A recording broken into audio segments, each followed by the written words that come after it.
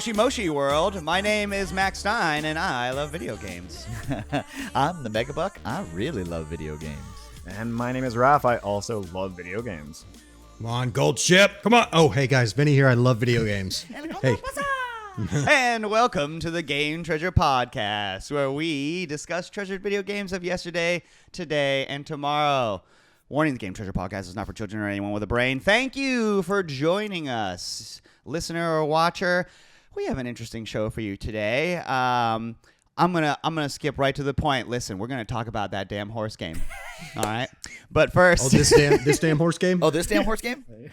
What I wanted to do in the process of doing so is do a little bit of a genre dive into mobile gaming, specifically cell phone gaming, as it were. Fun. But that's got a little bit of a tail to it, no pun intended. Yes, but before we get into that, why don't we have our episode start off correctly by having RetroGameTreasure.com and the Megabuck take us back in time with this week's Retro Zone game. Let's go back in time.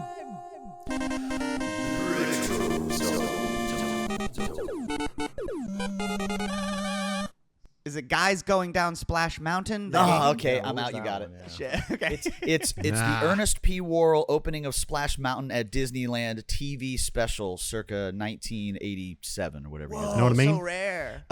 Actually, fun fact. Question for you guys. Okay. Name a 20-year-old console. Just go. First one that comes to mind. What's a Dreamcast. 20-year-old console? PlayStation 2 or something. Yeah. Yeah. Nintendo 64? You're at least getting warmer. No, in just a few short months, the Xbox 360 will be 20 years old. Oh my God. Shut the fuck And, up. like, Wait, PS3 that can't be the right. following year. That can't be No right. way. Yeah. How He's old right. am I? Do my knees hurt? Oh, But Both I of had those one of things. those in college. That can't Oh be. my gosh. That can't No. be. Ah, he's right. Here at Retro Game Treasure, we're just here to remind you how old you are. Zoinks, bro. And I'm throwing it back to the Xbox 360 with a favorite of mine because I was so excited when this came out. Not a launch title, by the way. It's not quite that old, but it's still almost a 15-year-old game.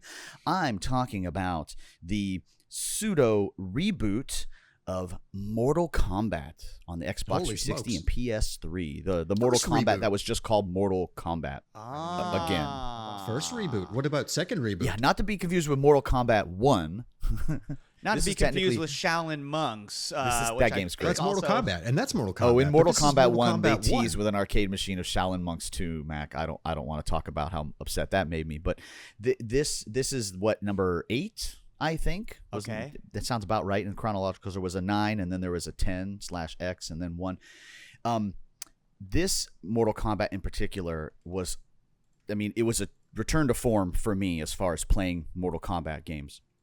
But if you never played this one, you are missing out on a darling of a story mode. Because this Mortal Kombat, its story / mission, whatever you want to call it, mode, makes you go through like a retelling-ish of Mortal Kombat 1, Mortal Kombat 2, and Mortal Kombat 3. Oh, yeah. That one is so good. Now I know which one you're talking about. Dude, like you I love- fight... The No, go ahead. storyline by 3 gets so campy. It's incredible. And they even cover the storyline for like Ultimate 3 and Trilogy, like kind of sort of at the end.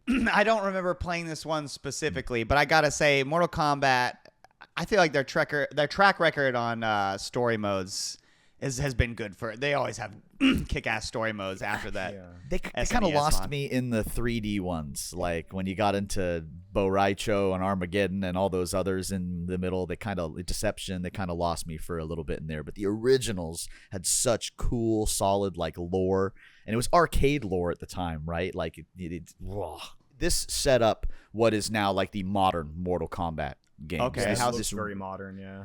the gameplay style, in this is pretty much carried over into the current day Mortal Kombat games. Well, very nice. Now, this game's definitely M for mature. Yeah. Oh yes, Oh, very yeah, much baby. so. Oh, yeah. What are you talking about? There's like there's an X-ray attack of a dude getting Spotify video kids if you want to see a dude getting his skull just crunched in with like a hook punch or something. Was this the first one that had that? The like X-ray bones breaking, like, Yes, I shattering believe it thing? was. Okay, this was the that's first Mortal what I'm Kombat that had the X-ray attacks. thinking about. Okay, Comeback gnarly. mechanic That's that cool. was those moves. Yeah. Nice. Well, hey, go now to www.retrogametreasure.com. If you have an Xbox 360 and don't mind getting M for mature games, you should add Mortal Kombat Now you to get your. Did you see the trailer for the second one? That was the Oh other reason my why I thought of this, God. because I saw And it the trailer uncaged. for the trailer for the second one. So good. The boy He's- was watching it with me, and he goes, well, I don't know, kind of done. And I was like, do you know who's playing Johnny Cage? And he goes, no, I don't. And he's seen The Boys. And I go, oi, Homelander. And he's like, oh, it's Butcher. Oh, that's cool. Okay. Oh, Yeah. shit. You guys want to watch? Yeah. You got to watch Dread. I thought it love was a that movie. joke. Dread when beats they ass. did when they did Dread the was good. trailer. Yes. The live action like 90s style movie trailer. I'm like, okay, Carl Urban, come on. That's okay. This is just a this is 2 or just 3 a years funny- ago, Carl Urban was the one that came out when Johnny Cage wasn't in the first movie and was like, I want to be Johnny Cage. I don't agent talk. Amazing. Give them discount. I want to Really? be Johnny. Yeah, he's the Yeah. one that came forward and said, I want to be Johnny Cage. That's That beats absolutely ass. fantastic. Yeah, I saw it and went, Mortal Kombat 2 movie, that's some sort of, is there a new game coming out? And then I went, oh yeah, that's right. They made that Mortal Kombat with like Which Scorpion. was I like completely 5 forgot years about ago, that. 4 Yeah. years ago. Out of my memory entirely. Cannot wait. It was All right. We are going So to take cool. a quick break. And when we come back on the other side, we are going to talk about games on your cell phone. Talk to you later. Where are the Elder Gods, Raiden? Their pathetic Mortal Kombat shackles me no longer.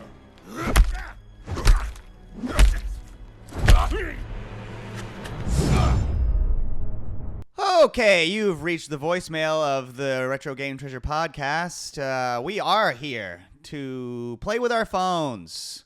So, gentlemen, Still playing the horse game.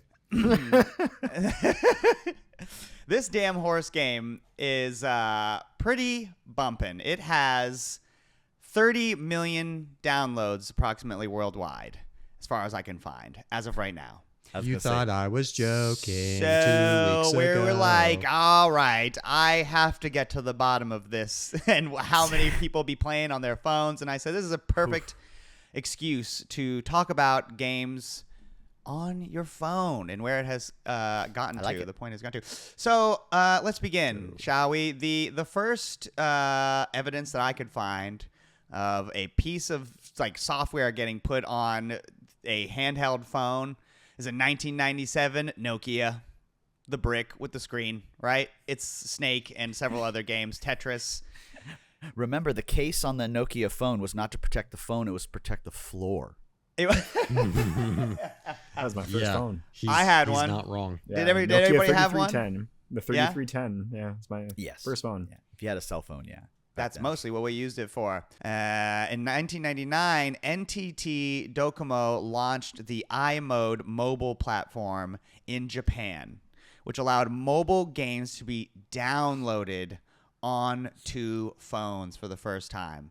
And Buck is helping his son play Final Fantasy IV right now, but he's going to return with some information about Japan's use of cell phones and games because, goddamn, they have been loving cell phone games for a lot longer than we have been loving cell phone Yeah, games. the iMode phone launched in 1999 in Japan. That's if you have watched anime at all in the last 20-something years, the little pink and iMode. teal flip phones that they use in Japan that look way more advanced than our flip phones did. Those Yeah. were called iMode phones that Docomo had. Those things have been so popular and were so popular for so long. They don't even the service for them doesn't even get discontinued till 2026. Wow. Like you can Whoa. still buy and use Wow. an iMode phone in Japan to Now's this the time, day, kids. That beats ass. dude. When they first came out, the same year that they came out, those phones, they got announcements by companies including Konami, Nintendo, Bandai, Konami was like immediately announced that they're bringing Tokimeki Memorial to the Imagine mode, which is So they cool. did it. Because the They're dating very sim famous is like a dating sim. perfect, it's just stationary, stagnant screens, right? Nintendo, Bandai are developing adapters for their handheld game consoles like the Game Boy and the Wonder Swan to attach to this mode phone thing. By 2001, they had 20 million users. Docomo did using these iPhones, iModes, whatever they're called.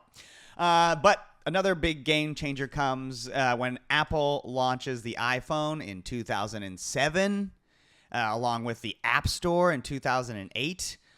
This basically is like the first step into what I would call modern mobile gaming times, because like the iPhone has a lot more processing power and a lot bigger screen, and the screen is touchscreen.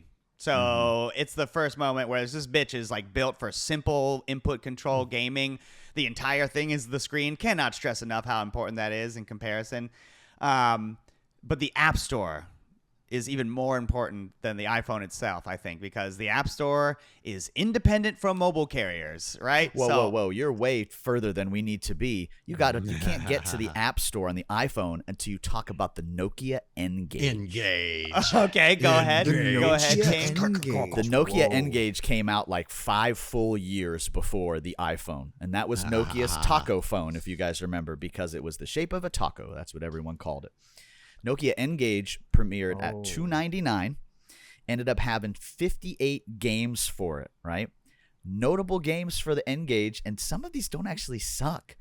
Tony Hawk, Tomb Raider, Monkey Ball, and the ever-popular Elder Scrolls Travels Shadow Key.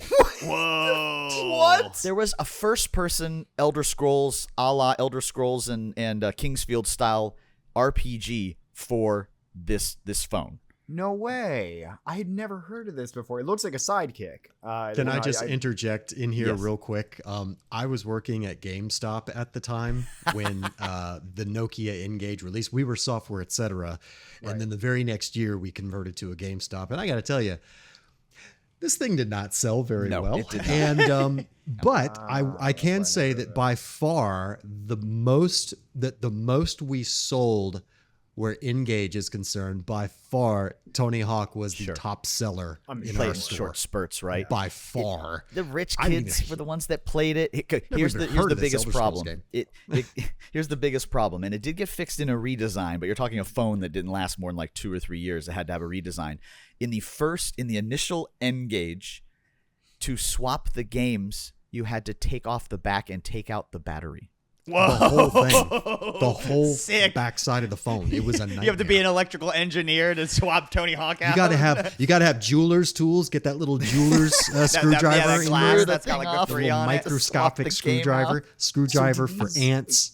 Were these essentially like an SD card that these games came loaded on? That's How about did that the work? Like, no, but they were a proprietary cart, but that's about the size of what they were. Kinda, see. yeah. You're not Okay. far off, Ralph. Yeah, Yeah, Wow. you I mean- just seat them in there, and then you put the battery on top. It was a a DS nightmare. game. a Switch cartridge. You know, it's essentially a Switch cartridge. Or any of that those same two. size. with Yeah. extra steps. So they later updated it to the N-Gage XD or whatever, and then you could actually hot swap the games without taking the battery out. XD. And then after it flopped in like 05 or 06, when their newer phones came out, like by then all phones were starting to be able to do that, like that original Sprint touch phone they had just before the iPhone was coming out. The N-Gage became the name of the platform on Nokia's phones. Their gaming platform was called N-Gage, and they dropped the actual phone itself. Interesting. Holy shit! I learned That's something too new goddamn today. funny.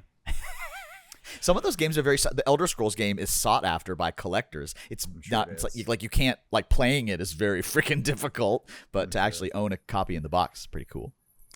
So we'll pick up in 2009. The Apple App Store adds the ability to support in-app purchases. Ooh. Did you know that that's when the world ended? Ruh-roh. Did you guys realize that it was in 2009, October yeah. of 2009? Sounds about Right. right. That's, you know, it's funny you say that, and when I was doing research for this, like I saw that date, and I was like, what a fucking specific date for this, like for the end of everything, just October 2009. So this basically opens the door for, I mean, I think it already exists, but the freemium business model. As in, it's free, but if you want that premium experience, you got to pay for it. Guys, can we not forget that on the initial iPhone, flashlight was not a built-in utility. You had to download an app for it. Oh correct, yeah, yeah. I forgot That's right. about that. Wow. Good call, the- man. they used the the camera's flash, flashlight didn't it? app. To turn the camera's flash And on there like, was as a flashlight. there was a lighter. There was a lighter app, like a lighter at Oh, a I lo- concert yeah. where you hold up a lighter. We all that had was the like $1. lightsaber app. I was gonna say, what was your favorite like early app that you downloaded for your there was first one that was iPhone? just like gun sounds. Where you just like, every time you tap it would shoot a gun. Yeah. I'm gonna call out CJ Hiles right now because him and I did more lightsaber duels on our iPhones than we probably Beautiful. should have. We got we didn't have cases on them, so we held them with death grips while we went. Now, Mac, I gotta ask, because I saw the date when in-app purchases were like allowed, I guess, on the App Store. But what was the first game that actually? I don't know if you found it, but what was the first game that actually did make use of in-app purchases? I don't know what I the couldn't first find one anything was, on it, but I'll yeah. tell you what the most successful one was. And in 2012, it's Candy Crush. Candy Crush. Because they were the No first question. one to start a basically like a in-game mechanic, which was you could only play it for a certain amount of time per day, Right. and then if you wanted to play for more, you just had have to to give pay 'em money. for it. That's all. Oh, that's you how get they a made 'em little $1 Candy Crush billion. times. Yeah. So games that use a stamina-like gameplay feature, like they mentioned, I see on like those. Remember those social network games like Farmville and shit.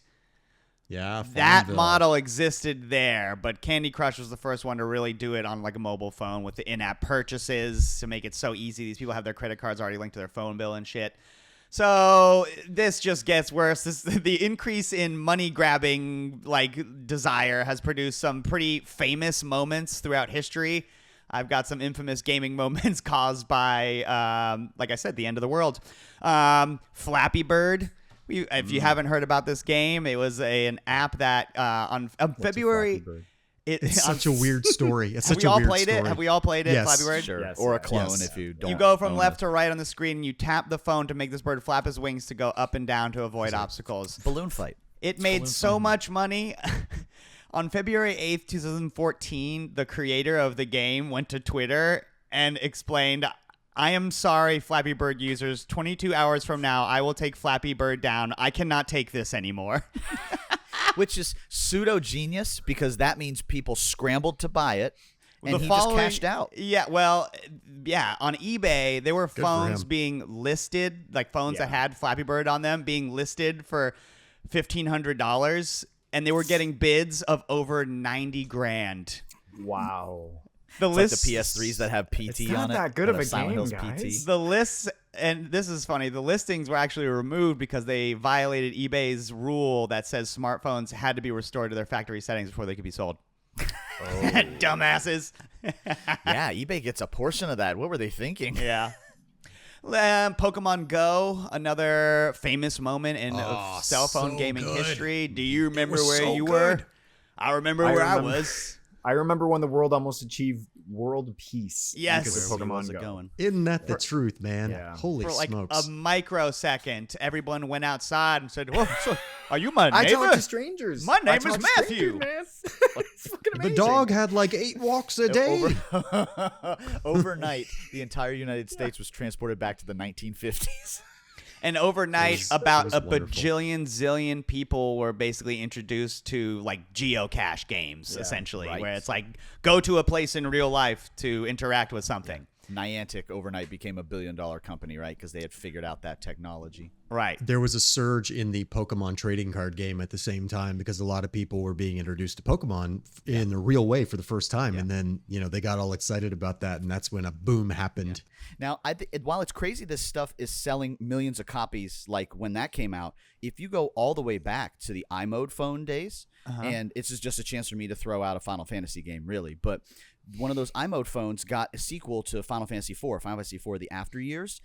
That got 4.5 million downloads. This was a paid cell phone game in 2008, and it got millions and millions of downloads, and it was episodic. And so ever since Japan started that.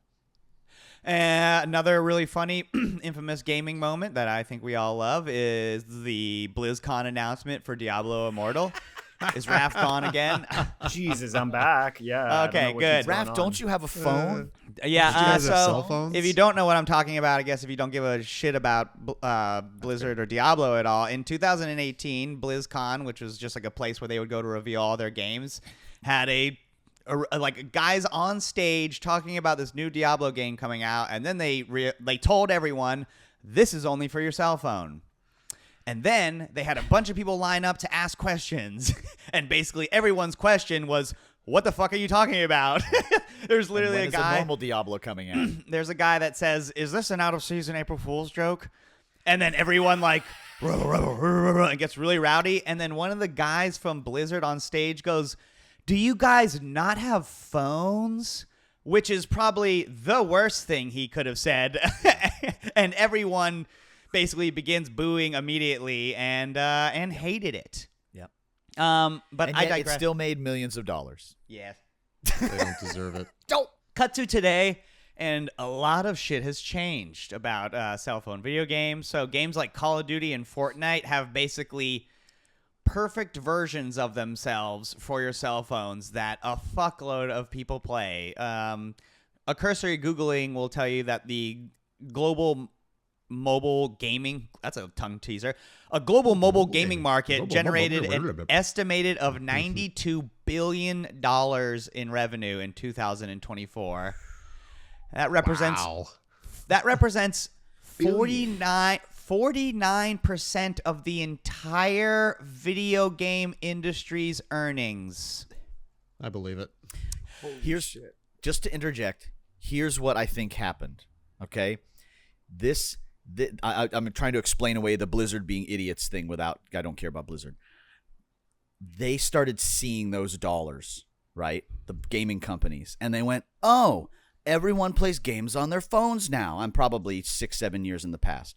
We don't need to make any console stuff. We don't need to make AAA titles. Everyone plays games on their phones now. Put all the dollars into phone games. Yep. Then they got smart enough, and like Valve introducing the Steam Deck went, no, they just like to play games on the go. Make it so we can play AAA games on the go. And the Switch did that, and then Valve made it Nintendo. widespread. Yep, Nintendo once again making it happen for all of us. And they went, oh, that's probably a different market, and those customers don't completely overlap. But alas, it doesn't matter because they're still getting their ass spanked by mobile gaming, as I just said. So the Asian Pacific region dominates the mobile gaming market by a long shot, holding 63.4% of the global revenue. China leads in terms of revenue generated, an estimated $40 billion in 2025. And then the United States is the second largest market with an estimated $25 billion in 25. Which leads me to a game that a lot of fucking people are playing on their cell phone right now. No, they're not. Oh, We're right doing now. it. You mean like Literally, right now. right Sorry. now. Umamusume Pretty Derby. There, as I said earlier, 30 million downloads worldwide, estimated right now. It's a game where you raise horse girls to have them race one another. So we all played it. Raph and I tried, I should say, to play it. And I still don't think I understand what I'm doing. So I'll just say this. I'll do an overall curtain of my thoughts, of my experience of playing just a couple hours. This game really, to me, feels more like watching an anime or reading a manga than anything. That's very fair. Which yeah. I do know that Japanese people do like to read their manga on the bus or the train, and they do like to read their visual novels and shit and watch anime. Like there's a bajillion seasons of different anime that come out every single year. You just lose a race. It's so distracting. Sorry. It really part of the fun. See, you can't take your eyes off of it. See, He's gonna have to stop to explain the game to you. So, that's So part of the fun. when I first started playing, I was just like, all right, let me get to the game. I'm going to like kind of go through the dialogue really quick so I can get to the game.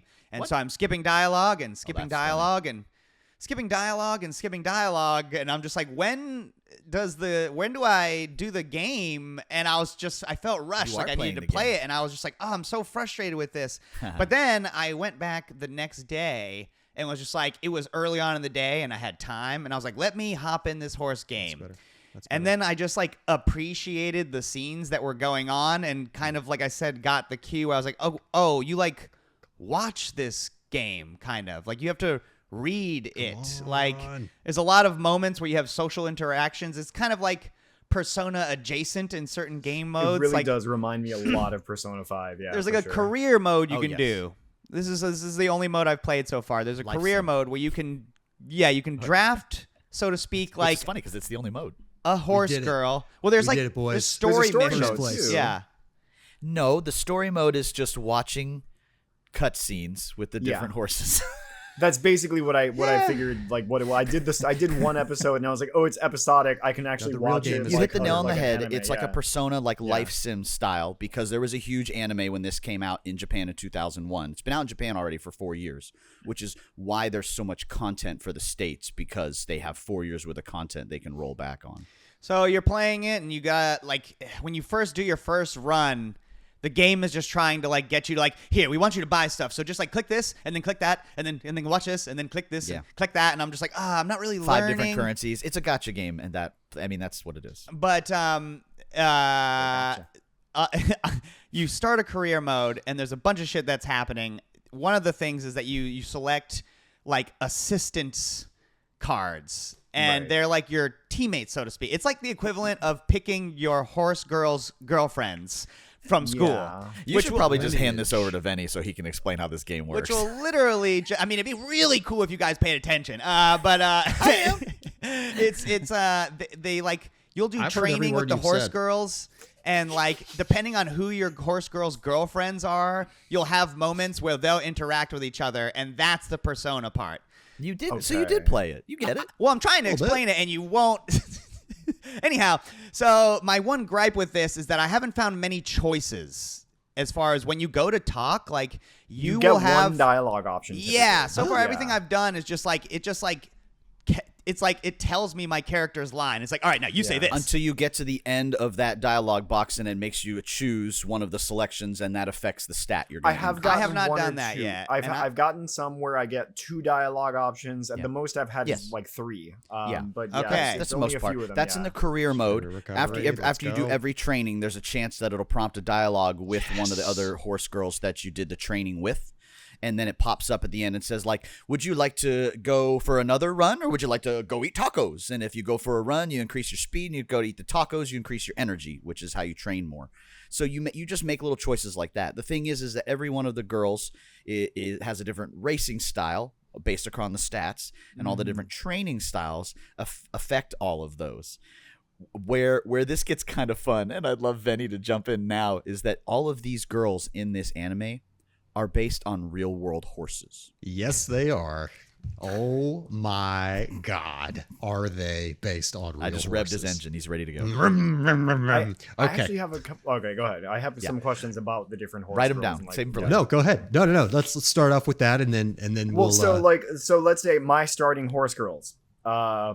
Are they the same as like Mac's starting horse girls? Do they all have do we all have the same starting names for these characters? It's the same characters or whatnot? Yeah. Like, is it? Yeah. Yeah, you do. Okay. But as you progress through like the opening like story and watch some cinematics and whatnot, you're gonna get pull some carrots. gotchas. You're gonna get carrots, which is the in-game currency to do the pulls, right? And you're gonna get enough of the free carrots to do like 10, 20, 30 pulls on, whatever one you want to. So while you're going to start out with the same, lineup of trainees, you can definitely start getting really diverse from your friends really quickly. And that's part of the fun is like like Mac was kind of describing, you make a lineup of support friends, which Right. are these support cards. And the career mode is really the main mode. Like that's Other than where that, it's just at. doing one-off races. That's Okay. literally- Okay, Yeah, there 'cause the is one career off mode, races. Okay. there's- Yeah. Yeah, absolutely. But the career mode is where the real game experience is, because it's kind of like got that Monster Rancher vibe where, okay, today I'm going to train power. Tomorrow I'm going to train stamina. My monster's getting tired. My horse girl's getting tired. I'm going to let her rest this day because we have 3 days left before the next race and we have to place at least third in this one. Oh, and it's this race course. Okay, so she's not very good on dirt, so I might need to up her guts so that she's going to be able to push through and get in front of the pack. pack. And it's very much, it's definitely got that persona vibe of like time management. I can do, if I do One this, thing I today. can't do Yeah. this. Right. Yeah. One You have thing a X amount day of kind of days deal. to- We have like the, And I when don't know, you s- although what I've done is like 11 days or something like this is approximately the career modes I've done. You Those have 11 first days ones. until the first race. Until the There's first 10 race. races, and there's anywhere from 2 to 0 to 10 days between each race. Because after to you do the change your first stats. little like in tutorial game mode, they're like, all right, so now actually play the game. And I was like, I don't even understand how. Yeah, no, I'm not gonna no. lie When to that you. moment came, I remember walking out like to the living room after I'd gotten home from work, and like Mac was editing a video, and I was just like there quietly standing in front of his door, and I just went, and I was like, I don't get this fucking horse game. Like that's all I This said. is a great I walked example, in. and I'm exactly at a good spot to show you. This is a great example. Turn your Spotify I've got video, one of my kids. I've got one of my trainees to star level, which means I've gotten like a ton of Okay. fans and progress, and I've done like a really good career. I've If got you keep one, winning in career mode, you get to continue past the final race. I've got 1 day left until the race. I've got 1 day left on the calendar. You can see it at the top of the screen. I see. Okay. And then all of my stats are where they're at. Well, I've got a glowing training icon. Well, what does that mean? So I'm gonna tap in here real quick. Yeah. And all of a sudden, I've got a glowing rainbow aura around stamina. So if I train stamina today, I'm going to get some boosts and enhancements. So if I'm okay with that, I'm going to get a bigger power boost by doing stamina, and possibly like some random events that pop up. And like you were saying, dialogue choices, as depending on the lineup of support cards that you pick and what character you have. And there's quite a bit of element of RNG there as well. Okay. You will get these special events that happen like in between some of the training days, Right. which then you can answer a certain way and influence the way it goes. You might get a condition or, oops, sorry. I will say I thought that was cool. I had put like a rare, I got like a Yeah. level 30 support card on this girl, and I don't know how I necessarily triggered it, but it was just like another horse girl got excited that basically the equivalent of a Power Ranger was coming to school.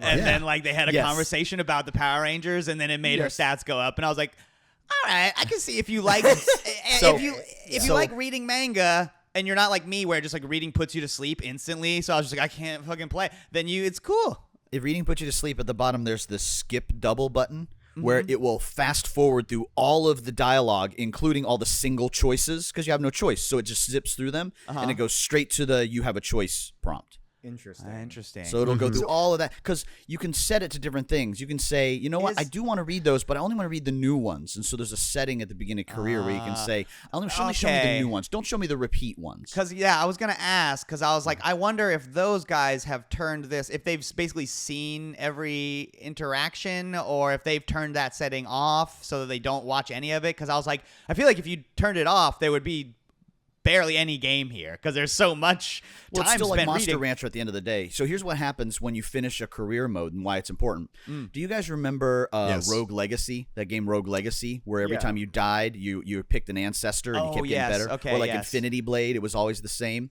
Yes. When you go into career mode, you pick 2 of your other horse girls, and it becomes like in real horse racing where the lineage of the horse is important. Yes, explain this in great detail, because that was confusing as me. Well, me it's very just much like so. real horses. When you're looking Yeah. at a real horse in horse race, it'll show you its lineage, so you know, oh, that one's great-grandfather on the father's side was really good at stamina, but the mother on this side was crazy but had whatever else. So when you do that, you're inheriting stat bonuses and inherent skills from the ancestors of the other horses you put through. So it's a way for you to kind of customize the next one that you're going to do, or to say, you know what, I'm not planning on doing great with this one, but if I focus on stamina a lot and then take it to the next one of my 2, mom or dad, is going to be the stamina horse. I see. So first of all, they're both girl horses, which is crazy. But anyhow, They're all based Uh, on boy career. horses, which is Got one to so career that's with, interesting. So Simba you're Lee saying Rudolph. that after they retire, they get added to that pool.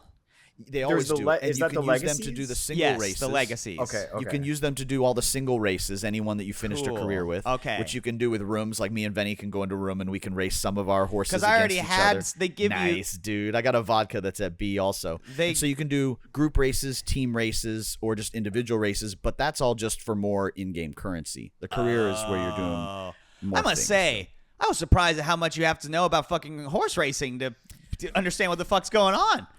They're talking about like, do this if you're the head of the pack in the middle of a Right. race, and I was like, Yes, because It becomes like I Balatro. want to do We that. have to learn the things, right? Yeah, a little bit. Yeah. Yeah. I mean, Mr. Venicor, do you know about horse racing or like before this, or do you just does now. pick up on the rules now easily?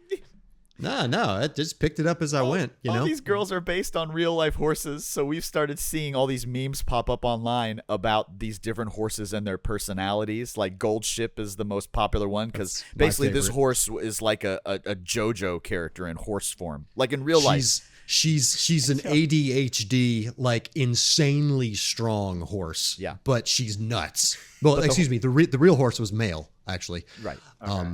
And there's even tributes to the real horse in like little frames, like a facial expression or like a pose or something like that. You think or it's like a joke, and then you look it think up it's a online. You're joke. like, "Oh my gosh, this horse But it's actually turned its 100% head real. sideways and stuck its tongue out and looked like it was like flipping you the bird." That's funny. Yeah. So it's, actually, it's I so just it's have so like real. 2 more questions. One is a mechanical one, and one is a lore question. Okay. So I've noticed that there are, when I'm in training, sometimes some of them have these red exclamation marks, like up above. Like, what does that mean? I think those are the assistants will get like If you right. look in the top right, you'll see that there's a You'll get a trainer. Whoever your I girlfriend's guess, friends or- are, they want to do that too or something. Yes. I see. But make sure you rest first because your energy was way too low to No, do yeah, any I of know, those. yeah. I just pulled it up because I wanted to see that. My other question is, why it's are so why are these girls also horses? El Condor pasa. I have a luchador one. Like, why is that's that? just that. You know what? That's the one little suspension of disbelief. we all Okay, have everybody's to- just cool with It's it. so All they right. can think- make Suck an up anime and- out of it. I think Yeah, so they there's, can yeah. make an I've been anime watching out the anime. Yeah, it's just like a race just of. are. As Think far- about this. as far as a chicken or the egg situation goes, which I think is the problem here, is I think Yeah. that Japan makes so many animes a year, Raph, that eventually Horse Girls was gonna get touched. Well, this is just There's reverse no My corner Little Pony, that right? won't get an anime. This is just reverse My Little Pony. It's just Sure. girl ponies instead You know of pony what? girls. Yes. So because I reasons, do- and I'm I fine am- with that. Yes. Reasons I is am fine, quite yeah. fond of these cartoon horses. My favorite horse is King Halo. King Halo's cool. She, 'Cause Oh, she King goes- Halo's some solid. personalities. like She does. Baka. She does the Shantoto laugh. And I love that. because she's kind of snobby. That's I her also like personality. Mayano Top Gun. Yep. Because she enjoys racing really fast, and she's just like, I'm gonna be faster than all you fucking pieces of shit. And then Sakura Bakushino, because Bakshin. she Bakshin. specializes in Bakshin. sprinting, Bakshin, so Bakshin, but she's Bakshin. always like trying to be the best because she's the class president. And I was just like, yeah, cool. So she like has bonuses to level up in brains and in Bakshin, It's like Bakshin, everything. speed? Taiki Shuttle is a Westaboo girl. Yeah. Whoa, She's cool, dressed really? in Western with a Oh, six-shooter. that's funny. And they have these personalities. It's the same idea, but the stats are all different as far as the game go, where they make it fun like that is like, okay, maybe you give a crap about these characters because we gave them all personalities. Yes. Well, geez, you know, any closing thoughts? Any yeah.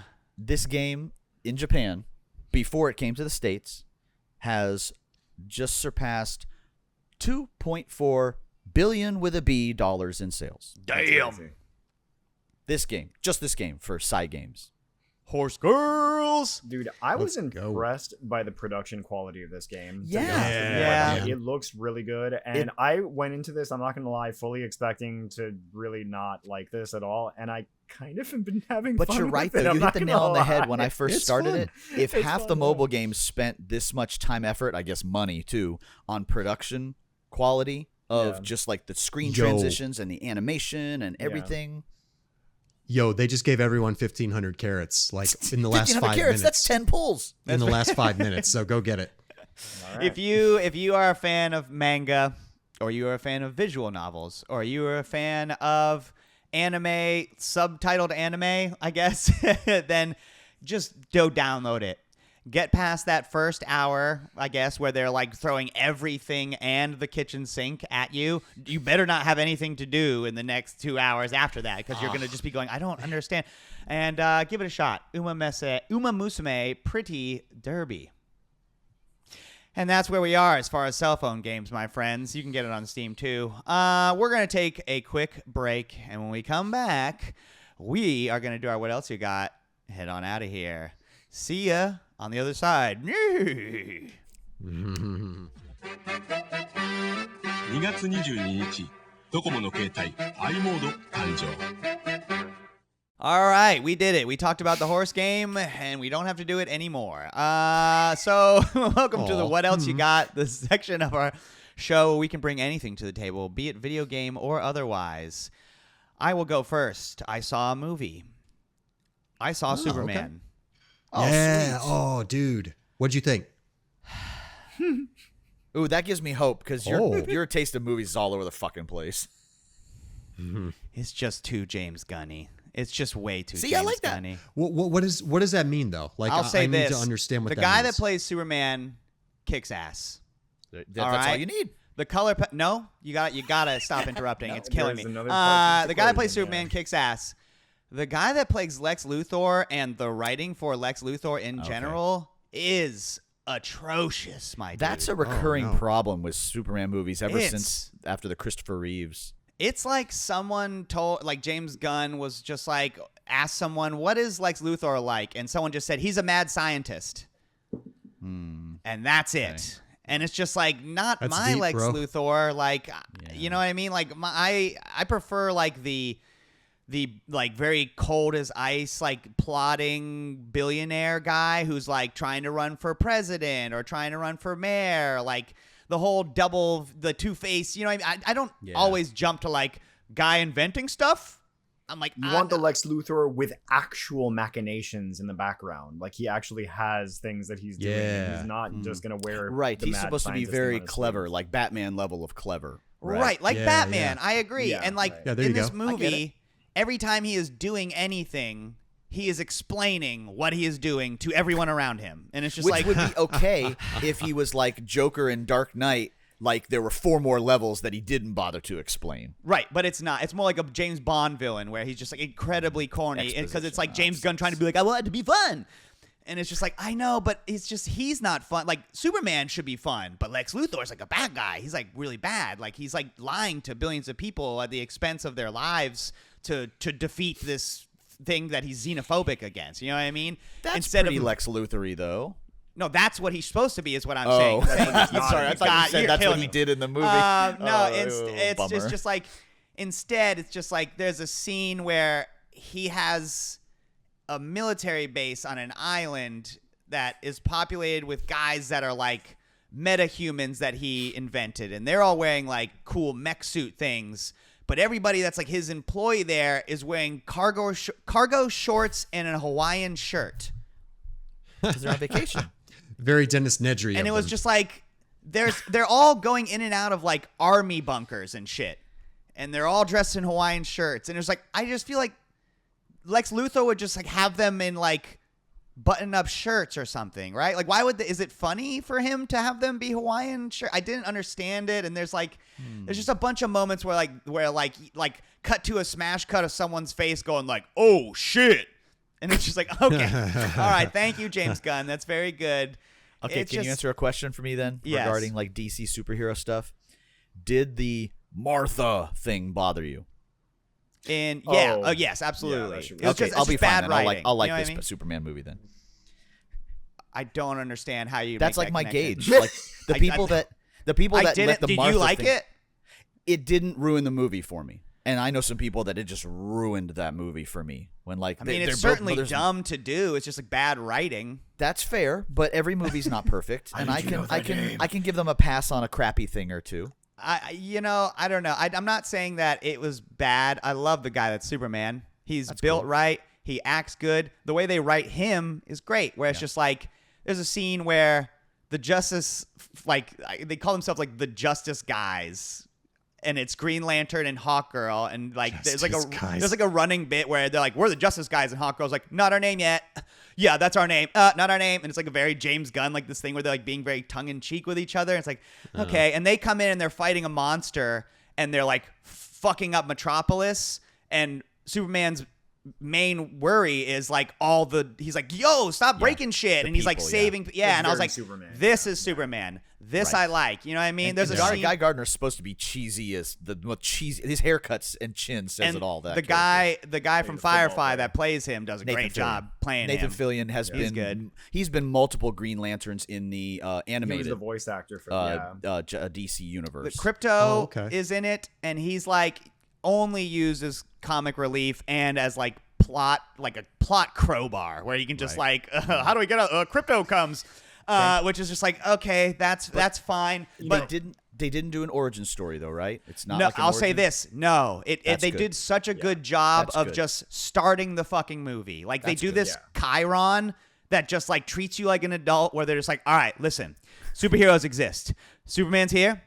He revealed himself. There's this guy he's fighting, and they do this cool like 300 years ago, 30 years ago, 3 years ago, 3 months ago, 3 weeks ago, 3 minutes ago.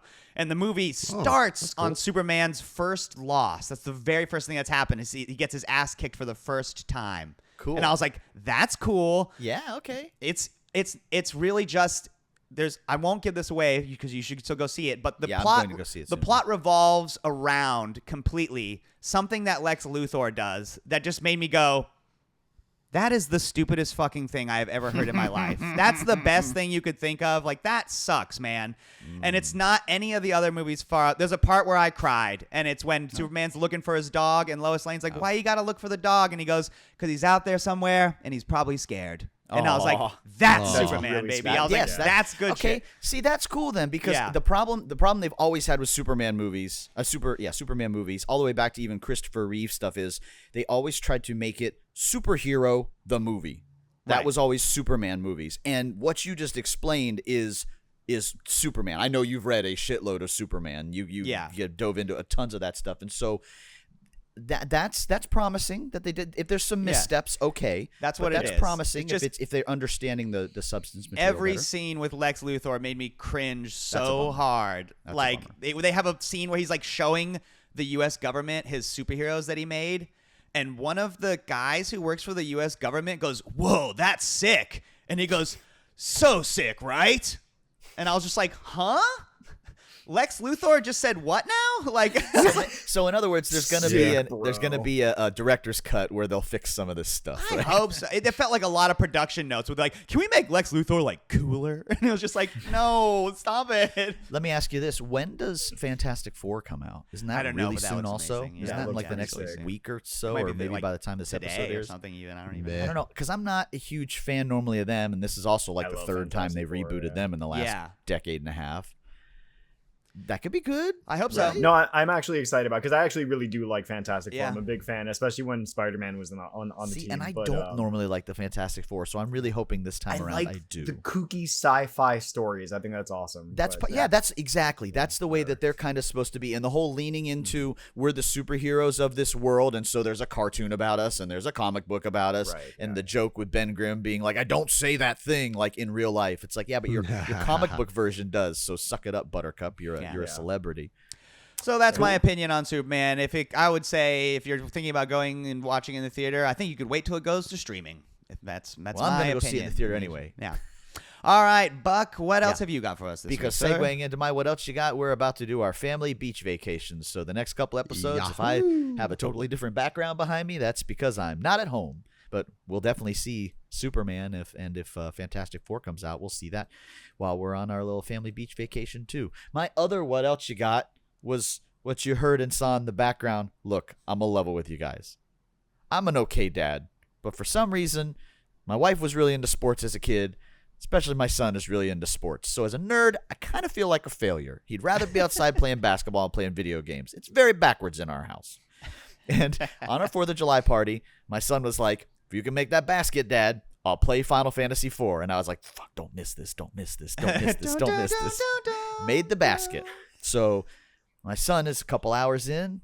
Cecil just became a paladin on his Final Fantasy IV what a- Pixel what a- Remaster playthrough. What a beautiful thing. That really beats That's- ass. If you played that game, like you guys know, it's my favorite. It was my first real RPG. It's kind of cool because you always say, so proud of "Oh, I him, wish if man." I could relive that first moment of playing that again." It's kind of cool to did. see him when he's playing it, and Golbez first shows up, and Rosa steps in the way of Kane and is like, "Kane, don't!" And he keeps going, like he keeps calling all the plot hooks. He's like, "Oh no, and don't take her. That'd be bad too." And then Golbez is like, "This woman's important to you. I will take her as well." And he's like, "Wait. That's my white mage. You can't have her. She's my healer." Yeah. Thinking about it in the game's context of how it affects him in the battles. So it's like that's cool. That's cool. And it's a game Give me that you know Teleback.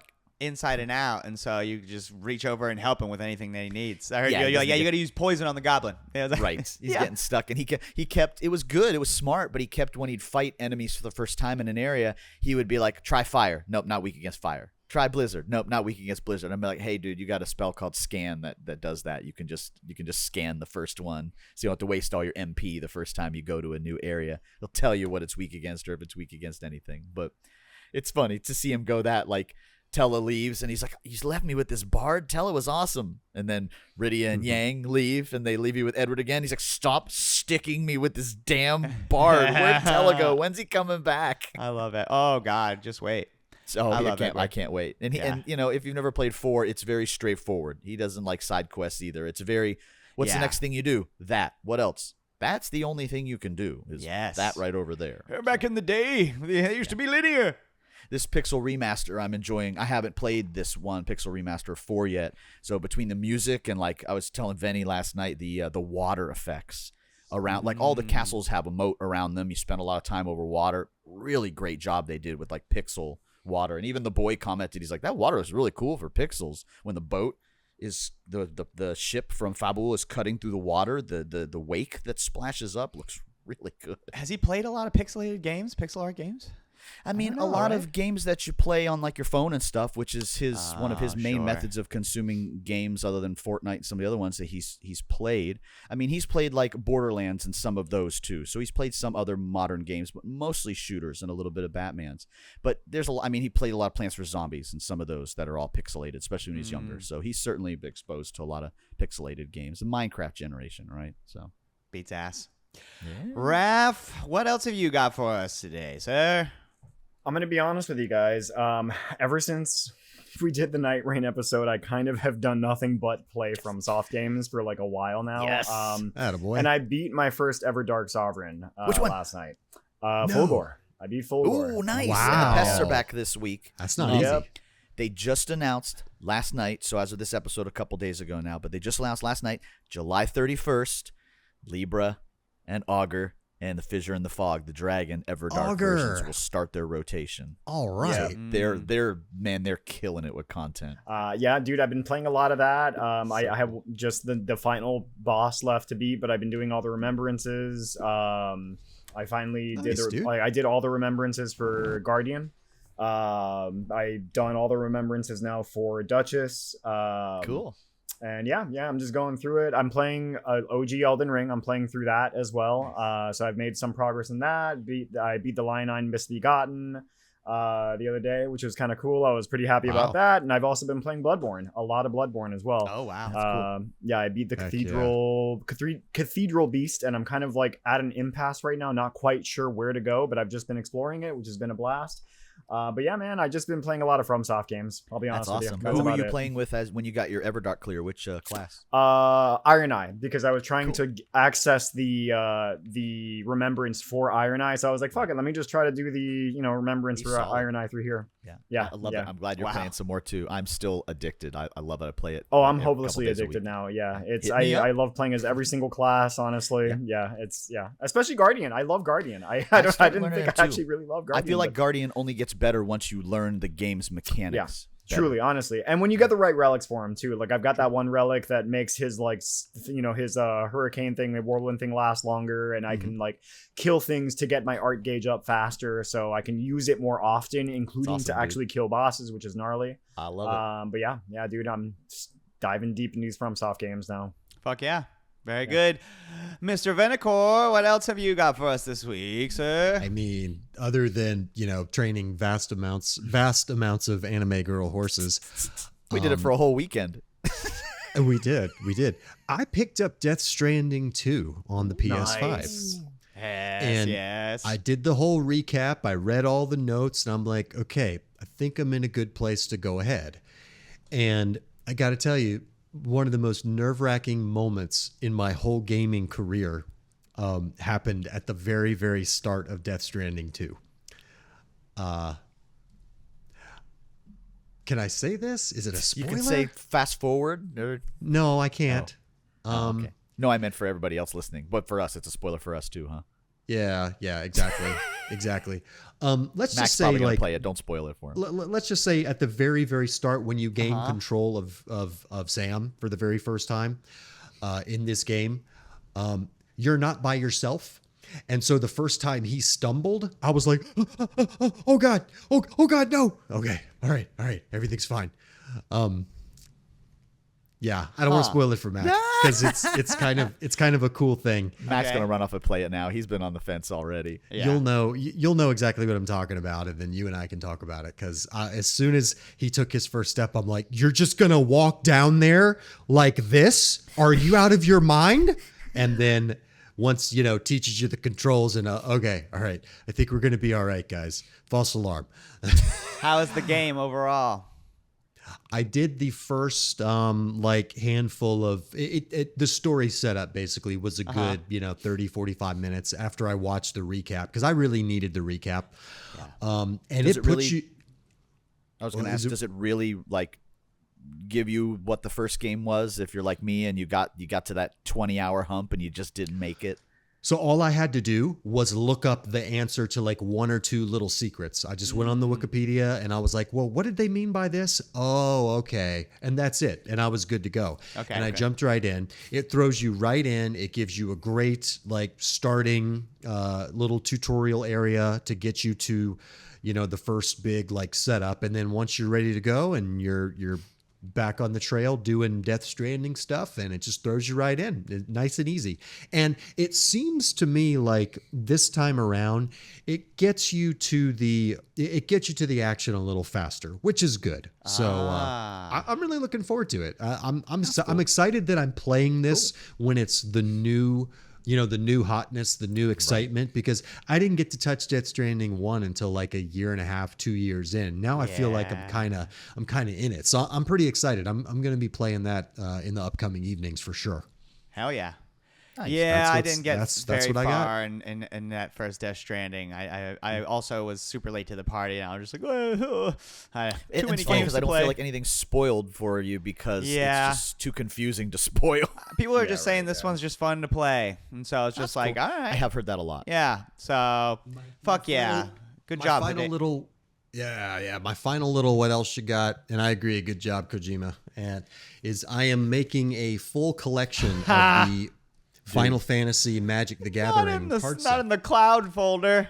And I have Whoa, to tell dude. you, I'm pretty far in. Dude, we had a guy's weekend, and we did a draft, and we had all these cards, and he has this list, and his list of cards he is missing is very short. Very short. He has almost a complete list of regulars and foils for the whole set. The entire Final Fantasy There's set, Bahamut you for say? you. Oh.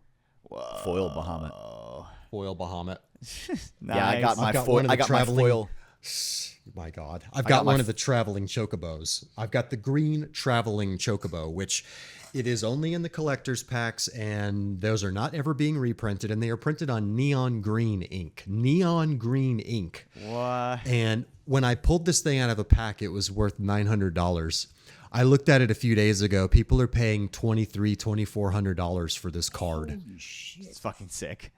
I'd show you if you want. Yeah, you're good. He brought me my alternate saw art foil Cecil, which Yeah. is double-sided Dark Knight Paladin. We saw Cecil. that. Buck Yeah, we we saw all that. I got know it now. Buck's, Yeah. Buck's favorite it's Final awesome. Fantasy is Part 4. I said, brother, if I pull one of those borderless anime Cecils, whichever version I pull, it's yours. I pulled a foil one. Like, yeah, this When we is came great. back, we stopped by our local comic book shop, and our buddy Jensen bought one collector's pack from the shelf behind. They still had them. They're over $100 for one pack now. And he Jesus. pulled a Surge foil Tifa, and the guy in the shop goes, "I'll give you $200 for that card right now." Yeah. Wow. Yeah. Pretty and he cool. traded it for 2 more collector's packs. So he got to open 3 collector's packs. He basically got to open 3 collector's packs at MSRP because he got 2 more packs for that trade-in. Wow. Amazing. People are going nuts for it. Cool. Well, hey, listen, that does it for another episode of the Game Treasure Podcast. Thank you, dear listener or dear watcher. Do us a huge favor, like and subscribe, and tell your friends. If you are just listening to this, don't forget that you can take this out of your pocket and watch it on Spotify, or more importantly, and what you should do, is go to YouTube and subscribe to us there so that you can watch us do our live streams as well. We got Baldur's Gate, we got scary stuff. Go check it out. You can email us at gametreasurepodcast@gmail.com. Make sure to head on over to our merch store and our Patreon, which is located at our Linktree. Linktree/the GTP. On our Patreon for $5 a month, you can get access to our UFO 50 deep dive series. That's 5 1.5 hour long episodes where we go one at a time through each row of games from UFO 50. And you can get a cool mug with the King of Video Games on it. It's a great mug. I have it too. We want to thank Crunkwitch for the use of our theme song, Clash of the Droids. You can find their music on Spotify, Apple Music, anywhere you can find music on the internet pretty much. And of course, last but not least, we want to thank RetroGameTreasure.com, owned and operated by the Megabuck himself. Retro Game Treasure is a subscription service that sends you customized boxes of retro video games to add to your collection. Yours specifically, I mean. That's right. You tell him what genres of video games you like and what video game consoles you like to collect for. And then every month, he hand packs a box of video games for you. Those are yours to keep. If you ever want to start collecting video games for a new console, he makes that incredibly easy because guess what? He also sells the consoles. So you can head on over to their console shop page, buy an N64, and then you go over to your profile preferences, select I have N64 now. He has kept track of all of the same genres that you like, so you don't have to fill that back out again. And now he just sends you those types of games, but now for the N64. It's clearly the best and easiest way to begin collecting retro video games. So go now to RetroGameTreasure.com. Buck, hit me with this week's new subscribers. This week we welcome Edward Russell, Brett Bunker, Justin Lucarelli, Robert Peed, Rose Patterson, Lucas Kretzinger, Madison Henderson, Jacob Ulrich, Michael Scalpelito, Russ Magnum, Steve Morse, Edwin Anthony, William Knighton, Devin Hall, Ben Holtzfeld, and Justin Holmquist. Live now, we have Wii U games in our inventory. Holy Update your moly. preferences and start getting Wii U games next month. That's wonderful. Wow. An archaic tome of the Wii U. Wow, if you have one, this is going to be the best way to get games for it. Until next week, my name is Max Stein, and I love the Game Treasure Podcast. It's so bad. It's so bad. El Condor pasa.